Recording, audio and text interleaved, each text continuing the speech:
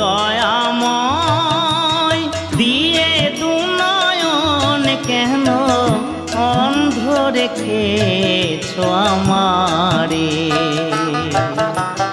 ও গো দয়াময় দিয়ে দুনয়ন কেন অন্ধ রেখেছো আমারে। তুমি যে বিশ্বময় বিরাজ করো দয়াময়, তবু আমি এমন অভাগা পাই না দেখিতে তোমারে। ও গো দয়াময়